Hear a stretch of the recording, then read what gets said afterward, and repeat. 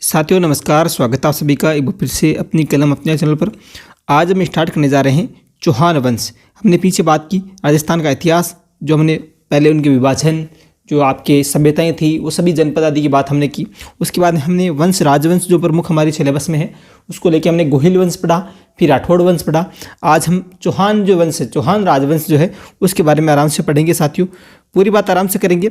उससे पहले सभी साथी एक बार सभी लाइक करके शेयर कर दें, सभी साथियों को शेयर करके यहाँ पे जोड़ दें।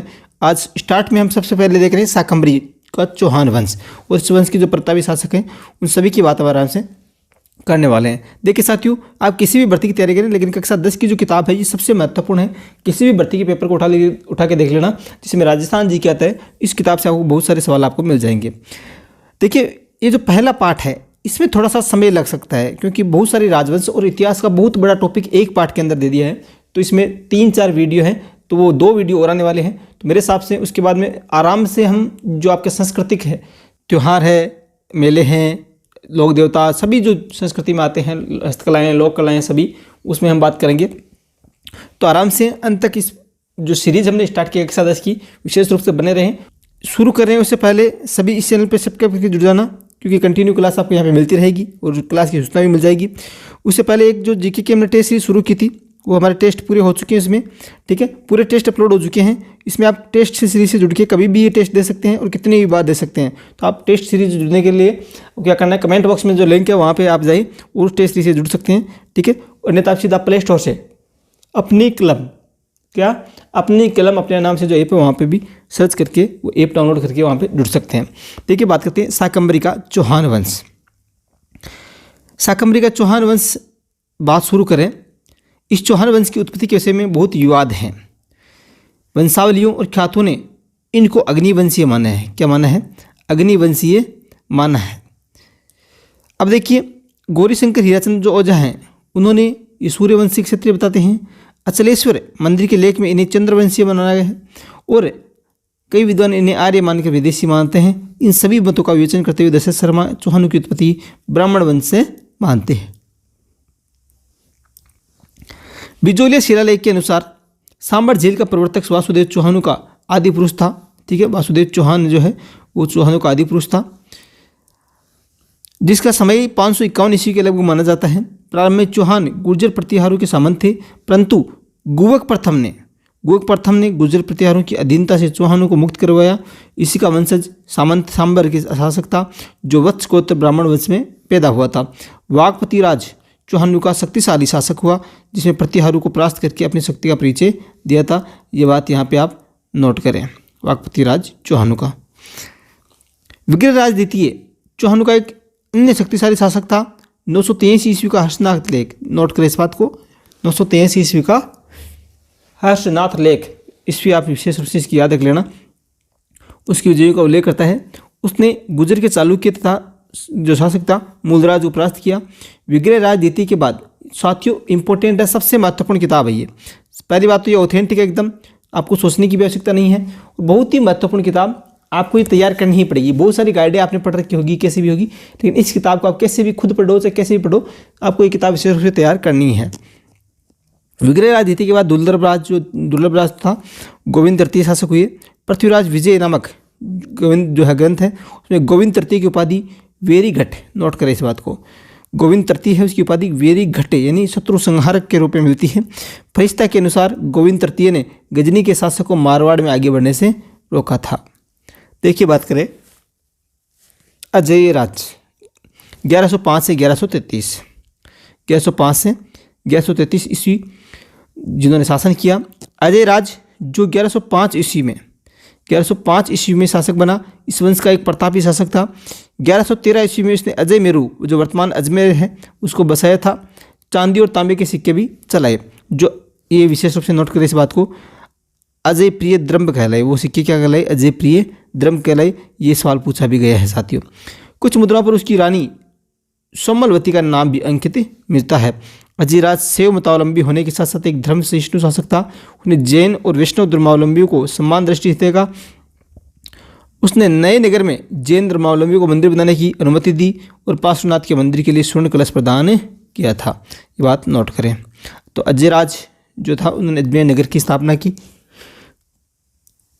कब की, ये भी नोट करें, 1113 ईस्वी में। अर्णोराज, उसके बाद में अर्णोराज 1133 से 1155। अर्णोराज ने तुर्कों एवं मालवा के शासकों को परास्त किया, मगर गुजरात के शासक कुमारपाल चालुक्य से प्राप्त हुआ। ठीक है, उसने अजमेर में आना सागर झील, विशेष रूप से नोट करें इस बात को, तथा पुष्कर में वराह मंदिर का निर्माण करवाया था। अर्णोराज शैव था, क्या था, शैव, किंतु उसमें अन्य धर्मावलंबी थे उनके प्रति सहिष्णुता की भावना भी थी। उसने अजमेर में खरतगरच के अनुयायियों के लिए भूमिदान किया, और देवबोध और धर्म जो घोष थे उसके समय में प्रकांड विद्वान थे। ठीक है, उसने सम्मानित भी किया उनको। फिर वैसे तो चालुक्यों के हाथों के पराजय उसे कुछ मान हानि उठानी पड़ी थी, फिर भी गजनवियों को परास्त कर मालवा और हरियाणा अभियानों का नेतृत्व कर अपने वंश के प्रभुत्व को नहीं घटने दिया था। देखिए, बात करते हैं इंपॉर्टेंट जो है, महत्वपूर्ण है, विग्रहराज चतुर्थ।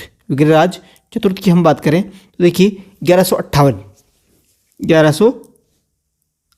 से 1163 ईस्वी तक इनका शासन रहा। विग्रहराज ने तोमरू को पराजित कर दिल्ली पर अधिकार किया। यह दिल्ली पर अधिकार करने वाला पहला चौहान शासक था साथियों, नोट करें इस बात को। इसने गजनी के खुसरू शाह को भी परास्त किया। जैनक भट्ट ने इसे कवि बांधव की उपाधि दी है, नोट करें इस बात को। जैनक भट्ट ने दी है कवि बांधव की, किसको, विग्रहराज चतुर्थ को। फिर विग्रहराज ने हरकेली और उसके दरबारी विद्वान सोमदेव ने ललित विग्रहराज नाटक की रचना की थी। इसने अजमेर में एक संस्कृत पाठशाला, विशेष रूप से इस बात को नोट कर लेना साथियों, एक संस्कृत पाठशाला कहाँ पे, अजमेर में बनवाकर उस पर हरकेली नाटक की पंक्तियां हैं वो खुदवाई थी। कुतुबुद्दीन ऐबक ने, नोट करें इस बात को, कुतुबुद्दीन ऐबक ने इसे तुड़वा कर वहाँ 2.5 दिन का झोपड़ा मस्जिद बनवाई। ठीक है, ये संस्कृत पाठशाला थी, इसको कुतुबुद्दीन ऐबक ने तुड़वा कर 2.5 दिन का झोपड़ा बनवा दिया गया। विग्रहराज ने बिशलपुर बसाकर वहाँ बिशलपुर झील बनवाई।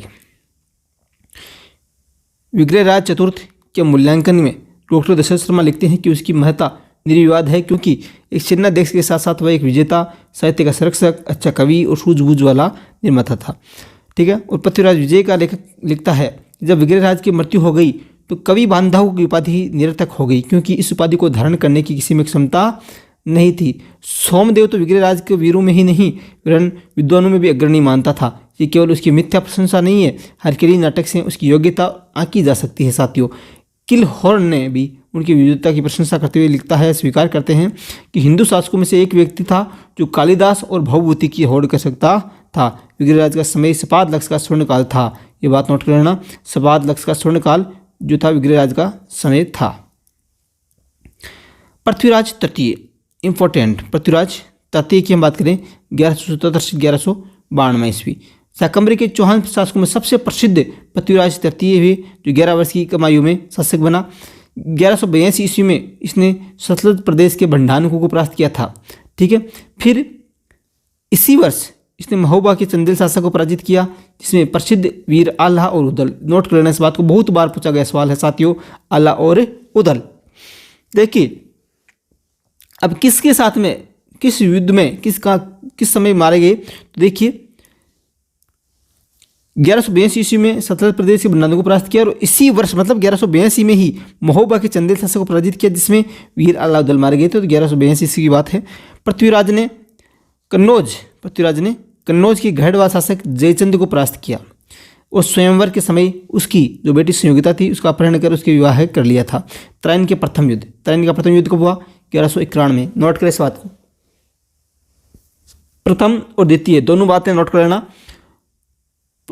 प्रथम जो युद्ध था त्राइन का, उसमें तो गोरी को उसने पराजित किया था, मगर 1192 ईस्वी में त्राइन के द्वितीय युद्ध में वह मोहम्मद गोरी से पराजित हो गया था, जिससे चौहान राज्य का पतन हुआ ही भारत में तुर्की शासन की नींव भी पड़ गई थी। पृथ्वीराज तृतीय वीर, विद्यानुरागी और गुणी जनों का सम्मान करने वाला था। पृथ्वीराज विजय का रचयिता जयानक पृथ्वीराज राजस्व का चंद्रबरदाई उसके दरबार में शोभा बढ़ाते थे। एक तो जयानक और पृथ्वीराज राजस्व के जो लेखक थे चंद्रबरदाई, उनकी शोभा दरबारी कवि थे। देखिए, छोटी सी बात हम कर लेते हैं, संयोगिता स्वयंवर कथा। इसमें एक जो कथा चलती है संयोगिता स्वयंवर, उसके बारे में हम देख लेते हैं थोड़ी सी, 2 मिनट का समय लगेगा। कन्नौज के शासक जयचंद ने, नोट करें इस बात को, शासक का नाम जयचंद कन्नौज का शासक राजसूय यज्ञ किया तथा अपनी पुत्री संयोगिता के विवाह के लिए स्वयंवर का आयोजन भी किया था, जिसमें पृथ्वीराज को छोड़कर कई राजा महाराजाओं को आमंत्रित किया, केवल पृथ्वीराज को निमंत्रण नहीं दिया। इतना ही नहीं, पृथ्वीराज को अपमानित करने के लिए जयचंद ने स्वयंवर स्थल के बाहर द्वारपाल के रूप में पृथ्वीराज की मूर्ति रख दी। संयोगिता एवं पृथ्वीराज एक दूसरे को मन से चाहते थे, अतः संयोगिता वरमाला लेकर एक एक राजा महाराजा को देखती हुई आगे बढ़ती जा रही थी। पृथ्वीराज को न पाकर वह मन ही मन बड़ी दुखी थी, किंतु जब वह दरवाजे तक पहुंची तो उस द्वारपाल के रूप में उसकी प्रेमी की मूर्ति नजर आई। उसने माला उस मूर्ति के गले में डाल दी। उस समय तक पृथ्वीराज भी वहां पहुंच चुका था। उसने संयोगिता को वहां से अपने हाथ साथ लेकर अजमेर की ओर प्रस्थान किया और चौहान सैनिकों ने घेड़ वालों को पीछा करने से रोका था। ठीक है, अजमेर पहुंचकर पृथ्वीराज ने संयोगिता से विवाह कर लिया, पर इस घटना को से जयचंद और पृथ्वीराज के बीच में शत्रुता और बढ़ गई थी। अब संयोगिता जो कथा है उसकी ऐतिहासिकता है, उसके बारे में सवाल उठते हैं कि इस कथा की सत्यता और ऐतिहासिकता के संबंध में इतिहासकार एक मत नहीं है। डॉक्टर गौरीशंकर हीराचंद ओझा ने इसे कपोल कल्पना मानते हुए कहा है, क्या कहा है देखिए, कि प्रबंध कोश हमीर महाकाव्य जो पृथ्वीराज प्रबंध चिंतामणि जैसे समकालीन ग्रंथों में इस घटना का कोई जिक्र नहीं है। डॉक्टर रोमिला थापर और डॉक्टर R.S. त्रिपाठी ने भी इसे सही नहीं माना है। समकालीन फारसी तारीखों में इस घटना का वर्णन नहीं मिलता, किंतु अबुल फजल ने इसका वर्णन अवश्य किया है। डॉक्टर दशरथ शर्मा ने बताया कि अमीर महाकाव्य और रंभा मंजरी में ढेर सारी गलतियां हैं। इसमें वर्णन न मिलने से सारी घटना को ही काल्पनिक मान लिया जाए, यह उचित नहीं है। उन्होंने घटना की सत्यता को स्वीकार करते हुए बताया कि प्रेम जीवन का एक अंग है और वह सत्य एवं वास्तविक है, अतः यह घटना घटी हो तो कोई आश्चर्य नहीं है। सी वैद्य और डॉक्टर गोपीनाथ शर्मा ने भी इसका स्वीकार किया है। इस प्रकार से इसमें अनेक मत प्रचलित थे, लेकिन इसमें इसको सत्य वास्तविक स्वीकार किया है। इस प्रकार संयोगिता अपहरण की घटना में कोई संदेह नहीं रह जाता। सदियों से चली आ रही इस कथा में समय के साथ उतार चढ़ाव या अतिशयोक्तिपूर्ण वर्णनों का आना स्वाभाविक है, किंतु इससे इस घटना की सत्यता पर शंका करना उचित प्रतीत नहीं होता है। साथियों देखिए, बात करें रणथंबोर का चौहान वंश। हमने बात की पहले शाकंभरी वाला, अब देखते हैं रणथंबोर की चौहान वंश है और इसके जो प्रमुख शासक हुए उनकी महत्वपूर्ण बात हम करेंगे। आज हमारा जो है चौहान वंश वो हम देख रहे हैं। रणथंबोर के चौहान वंश की बात करें तो उसका संस्थापक जो था गोविंदराज था। कौन था? गोविंदराज 1154 ईस्वी में, जो पृथ्वीराज तृतीय का पुत्र ही था गोविंदराज। ठीक है, अब देखिए उसके उत्तराधिकारी क्रमशः वालन, गोविंदराज के उत्तराधिकारी वालन, प्रहलादन और वीर नारायण थे। वीर नारायण का संघर्ष ऋतुत्मिश से हुआ, जिसमें उसकी मृत्यु हो गई थी। उसके जो उत्तराधिकारी वाघभट थे, उन्होंने भी दिल्ली से भेजी गई तुर्क अधिकारियों से अपने पैतृक राज्य को बचाया, और उसके पुत्र जैतर सिंह ने भी नासिरुद्दीन द्वारा भेजी गई सेना को रणथंबोर में जीतने नहीं दिया, परंतु उसे कर देने के लिए विवश होना पड़ा था। हमीर बात करें, हमीर की 1282 से 1301 ईस्वी में। 1282 ईस्वी में हमीर ने अपने राज्यारोहण के बाद दिग्विजय की नीति अपनाई। आबू, काठियावाड़, पुष्कर, चंपा, धार आदि राज्यों को उसने अपनी अधीनता स्वीकार करने के लिए बाध्य किया। मेवाड़ के शासक समर सिंह को परास्त किया। जो मेवाड़ के उस समय शासक कौन थे? समर सिंह थे। 1291 ईस्वी में जलालुद्दीन खिलजी ने रणथंबोर पर आक्रमण किया, मगर उसे सफलता नहीं मिलती। देखिए, हमीर जो था बहुत ही पराक्रमी शासक था, और उसके आप इतिहास में पढ़ा भी होगा पहले, उसकी बात हम आराम से करेंगे। देखिए, अलाउद्दीन खिलजी और हमीर के बीच में जो युद्ध हुआ वो बात हम करते हैं। हमीर द्वारा मंगोल विद्रोही मोहम्मद शाह और केहब्रू को शरण देने से दिल्ली का सुल्तान अलाउद्दीन खिलजी है वो हमीर से नाराज हो गया था। हमीर ने जब विद्रोहियों को लौटाने से इनकार कर दिया, तब 1299 ईस्वी में उसे खिलजी के आक्रमण का सामना करना पड़ा, मगर तुर्क सेना को उसे पराजित कर दिया उसने। और फिर 1301 में अलाउद्दीन स्वयं सेना लेकर रणथंबोर आया, मगर जब युद्ध में उसे सफलता नहीं मिली तो उसने छल कपट का सहारा लिया। और ये बात यहाँ पे नोट करना विशेष रूप से, अलाउद्दीन ने हमीर के सेना नायक रणमल और रतिपाल, हमीर की बात करें तो रणमल और रतिपाल, आपको दो नाम याद रखने हैं। जो अलाउद्दीन खिलजी से युद्ध हुआ उस समय की बात है। रणमल और रतिपाल जो सेनानायक थे को किला देने का लालच देकर अपनी ओर मिला लिया, और उन्हें विश्वासघात के कारण किले पर तुर्कों का अधिकार हो गया था। हमीर लड़ता हुआ मारा गया। किले में हमीर की पत्नी रंग देवी, नाम नोट कर लेना, नेतृत्व में महिलाओं ने जोहर कर लिया था। देखिए, बात करते हैं आगे। हमीर वीर, उदार और शरणागत की रक्षा करने वाला शासक था। नैनचंद्र सूरी के हमीर महाकाव्य, नोट करें इस बात को, जोधराज के हमीर रासो और चंद्रशेखर के हमीर हट नामक ग्रंथों में हमीर के शौर्य की जानकारी मिलती है। और आज भी जनमानस में हमीर के लिए जो है ये दोहा प्रसिद्ध है। क्या दोहा प्रसिद्ध है देखिए, सिंह सवन सतपुरुष वचन, कदली फले एक बार, तिरिया तेल हमीर हट, चढ़े न दूजी बार। ये बात विशेष रूप से दोहा है वो वर्तमान में भी प्रचलित है हमीर को लेके।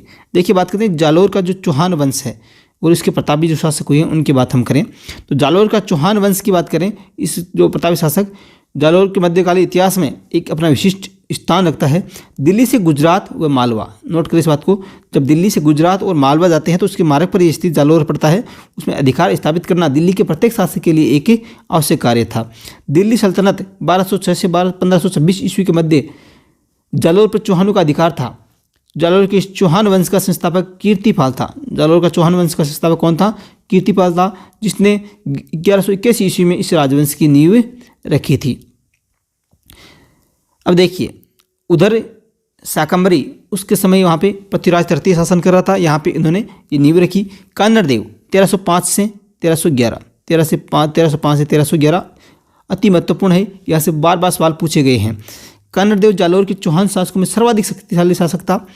अलाउद्दीन खिलजी की सेना के गुजरात आक्रमण के समय रास्ता देने से इनकार करने को लेकर कान्नड़ देव और अलाउद्दीन खिलजी के मध्य विवाद हुआ। 1305 ईस्वी में सुल्तान अलाउद्दीन खिलजी ने सेना नायक एन उल मुल्क मुल्तानी को सेना सहित जालोर भेजा।